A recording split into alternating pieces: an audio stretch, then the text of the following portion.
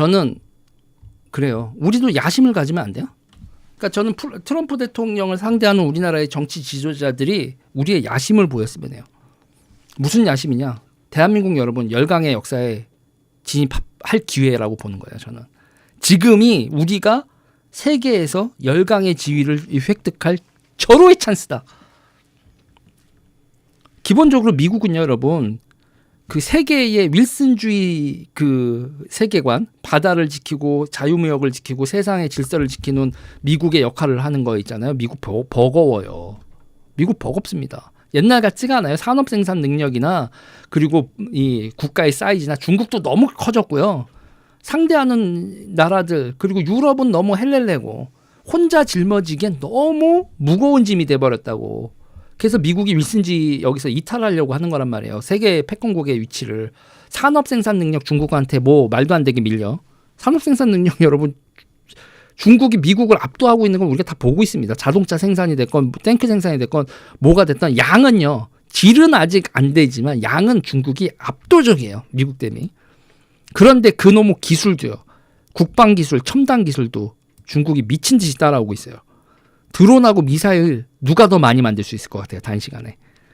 드론은 기본적으로 중국이 미국을 압살할 정도로 소형 드론 기술 FPV 드론이라고 하죠. 그거 대량 생산 체계를 갖추고 있는 중국 대비 드론 대량 생산을 미국은 꿈도 못 꿔요. 미사일이요? 크루즈 미사일 이미 어느 정도 기술적 수준 완성됐거든요. 중국은 그거 크루즈 미사일 하루에 1000개를 뽑을 수 있는 설비를 만들고 있는데 미국은 엄두도 못 내요. 우세는요, 확실히 핵 우세입니다. 핵 전력에 있어서는 완전히 우세인데 그거 어떻게 써먹을 수도 없어. 해군력 아직은 중국을 압도하죠. 그러나 모두가 예상합니다.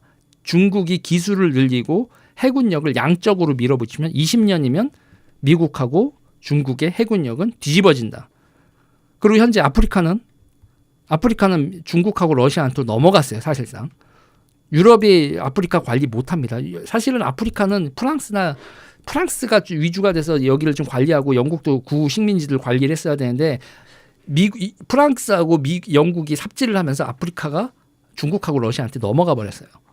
그리고 유럽도 중국하고 쉐시했죠. 러시아가 중국하고 쉐시하는 건 기본이고요. 이러면 미국 입장에서는 야 이거 우리 도저히 답이 없다. 장기적으로 멀로주의로 회귀한다. 태평양하고 대서양 건너서 우리를 쳐들어올 놈 없다. 우리는 우리의 아메리카 대륙에 대한 지배력과 몇몇 동맹국들하고의 그 범위 내에서만 힘을 하지 전 세계 문제는 이제 중동 사요나라, 아프리카 사요나라, 유라시아 대륙 사요나라. 이게 지금 미국의 기본적인 거다. 이건 트럼프뿐만 아니라 미국의 다음 대통령들도 한마디로 우리 버거워요 이런다. 이런 상황이라고 봐요. 뭐 미국이 10,000년이 지난 건 10만 년이 지나도 태평양 건너서 미국 쳐들어가는 게 가능한 나라는 나오지 않을 거라고 보고요. 자, 미국은 세계 패권을 포기하고 있는 방향으로 가요. 그런데 여기다가 저는요, 미국하고 같이 패권을 나누는 나라를 중 하나가 우리가 됐으면 하는 이런 배포를 가지고 있다 이겁니다. 이런 배포를 보여줬으면 좋겠어요. 정치인들이. 우리의 야심을. 어떤 야심이냐. 지금 미국이 이런 곤란함을 처해 있고 그리고 패권 국가로서의 지위를 축소하려고 들고 있는 상황에서 자, 경쟁장 중국이죠.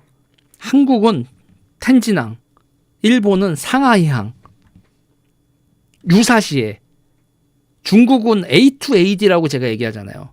중국의 국제 대전략엔 두 가지가 있어요. 도련선 전략이 있고요. A2AD 반접근 지역 거부 전략 그리고 도련선 전략이 있어요. 이렇게 다 섬과 선을 연결하는 전략 그리고 제1도련선, 제2도련선을 돌파한다. 그 전까지는 진주 목걸이 전략으로 아프리카까지 연결한다. 이게 지금 중국의 대전략이거든요. 그런데 저는요. 지금 이 도련선 전략에 맞선 일본의 이니셔티브가 인도태평양 이니셔티브였고 그게 탄생시킨 게 쿼드입니다. 중국의 인도태평양 그 도련선 전략에 맞서서 일본과 일본 열도선 그리고 인도와 호주를 동맹으로 맞춰서 만들어서 중국이 진주 목걸이 전략 그리고 도련선 전략을 대응해서 맞선다. 그래서 미국이 이 쿼드 동맹을 맺었는데 그런데 저는요 이거 지금 보시면 알겠지만 인도가 헬렐레 거려서 이거 쉽지 않습니다. 인도는 미국하고 좋아 했지만 중국에 맞서서는 것도 어느 정도 하지만 러시아와 중국, 인도 그리고 인도가 그렇게 신뢰할 수 있는 동맹 상대인지에 대해서는 물음표가 누가 봐도 찍히는 상황이고요. 저는 그래서 멀리까지 대항으로 보지 말고 A2AD 전략 이거에 맞서야 된다고 봐요. 이 지역 거부에서 일본과 한국 두 나라가 여러분 바로 중국의 옆에 있는 나라 둘이 중국은 우리나라의 부산항까지 봉쇄하겠다는 계획인 A2AD를 그냥 얘기를 하는데 우리가 혼자 얘기할 수는 없고 한미일 동맹이 역 A2AD 텐진항 그리고 상하이항 이거 니네 우리한테 계기면 봉쇄된다. 얼마나 버틸 수 있냐 이런 식의 역 A2AD를 도련선 전략에 맞서서 인도태평양 이니셔티브가 아니라 A2AD 전략에 맞서는 한미일 3자 동맹 이거 코리아 일본이 인도태평양 이니셔티브를 했다면 한국이 코리아 이니셔티브로 A2AD 역전략 3미일 동맹 이거 제안할 수 있다고 봐요. 그리고 이 3미일 3자 동맹을 미국의 최고 동맹으로 격상시키는 겁니다.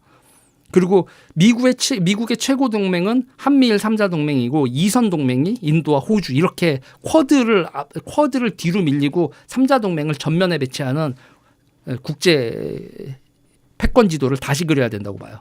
그리고 3선에 뭐냐 유럽을 3선으로 밀어내야 됩니다. 1선 한미일 3자 동맹 2선 인도 호주 3선 유럽 그렇게 국제 질서를 개편하는 거를 우리가 제안을 해보는 거 어떠냐라고 얘기를 하고 싶은 거예요.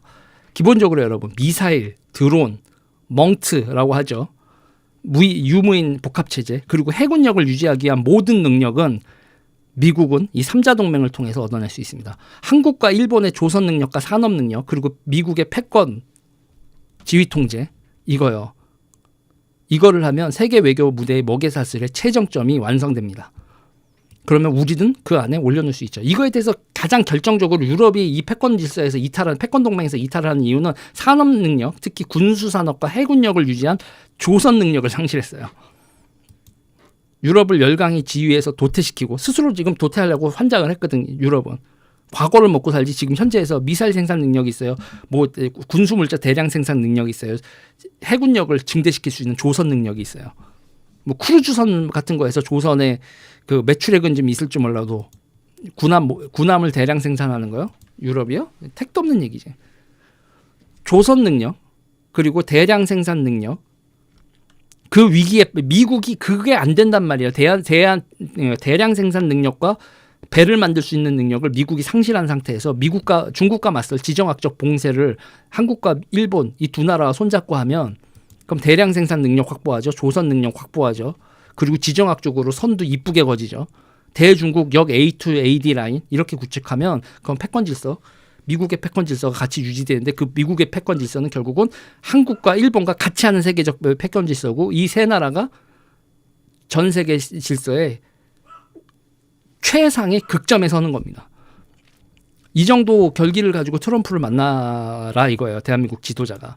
그리고 이런 걸 지금 대선 국면에서 이 정도 비전을 가지고 있는 대선 주자를 좀 만나봤으면 좋겠어요. 물론 지금 얘기하면 유재일 그건 너가 하는 얘기 그게 현실적으로 되겠냐? 현실적으로 왜 안 돼? 어떻게 하면 지금 뭐 트럼프 쪽에 외교안보 라인 쪽 사람들한테 이런 메시지 보낼 수 있는 방법도 뭐 다 알아. 다 알고 어떻게 하면 이렇게 된 네트워크도 다 있어. 그걸 복잡하지도 않아요. 대선 주자들 이 정도 상상력을 동원하고 세계 지도의 라인을 우리 스스로 그거 봐. 맨날 남이 거주는 라인에 우리가 포함되냐 안 되냐 덜덜 떨지 말고 우리 스스로 패권 지도의 최정점에 우리 나라를 포함해 놓고 세계 지도를 보고 지정학적 선을 우리가 그리란 말이야. 그러니까 미국이 다시 윌슨주의로 회귀 못하는 건 미국이 능력이 없어서도 있어요. 버거워한다고. 세계를 제압할 동맹 그룹이 없어. 유럽과 미국이 손잡고 세계를 제압하고 주도했었던 시절인데 유럽이 헬렐레 거리면서 유럽과 미국의 대서양 동맹은 이미 끝났다고요. 그러면 미국이 세계 지배를 하려면 누구를 파트너로 누구를 결기를 가지고 전쟁을 수행하고 그리고 기술 개발, 산업 육성을 같이 할 수 있을 파트너가 지금 미국한테 누가 있어요? 한국하고 일본밖에 더 있어? 그리고 한국하고 일본은 굶주린 아시아 나라들이라고요. 왜? 전 세계 1티어 국가가 돼본 적이 없어요. 일본이 경제적으로 아무리 그랬어도 이 세계 질서에서 확고부동한 1티어 국가 아니었다고요. 한 번도 경험해 보지 못한 거라고요. 한미일 동맹이 영내 안전 보장을 넘어서 전 세계 1티어 동맹 그룹으로 됐을 때, 그래서 그 군수 산업을 중심으로 한 그 3자 협력 속에서 첨단 기술 이 첨단 기술이 세계 최첨단 기술은 군사 기술에서 오는 건데, 그 첨단 기술이 산업 육성에도 도움이 되는 방향으로 갔을 때 그럼 우리 소득이 어느 정도까지 올라가겠냐고. 한미일 동맹이 세계 최정점에선 동맹이 되고, 그리고 그 산업 능력을 군수 산업 능력과 그리고 민수 산업이 연동이 됐을 때 우리가 어느 정도의 국부와 지위를 누리겠냐고. 좀 크게 보고 질렀으면 한다 이거죠. 호주는 제가 얘기하는 거, 호주를 제 2선으로 했냐면, 호주는 군수 산업이 없잖아요, 여러분. 인구수를 보나 뭐로나 되게 큰 역할을 하지만 2선 이거에 있어서는 한미일이 1선에 쓰고 호주는 2선으로 되는 그 정도. 그러니까 파이브 아이즈도 사실상 붕괴했다고요. 미국이 캐나다나 뭐 영국하고의 관계나 이 파이브 아이즈 앵글로색슨 정보동맹, 세계 패권동맹, 이거 사실상 붕괴되고 있는데, 이 사이를 치고 들어가서 우리가 1티어 국가 되자.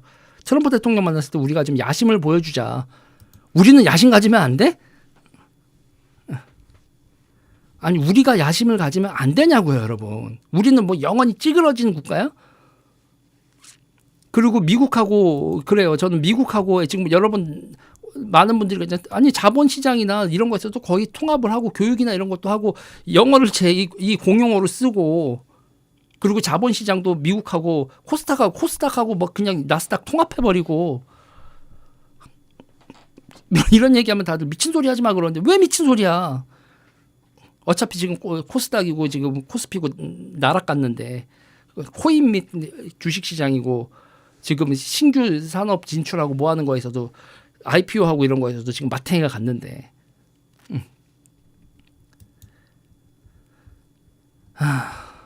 저는 트럼프를 상대하는 우리가 이 정도 야심을 보이면, 트럼프가 배심이 맞으면 우리나라 대통령 너 브라더 한다고.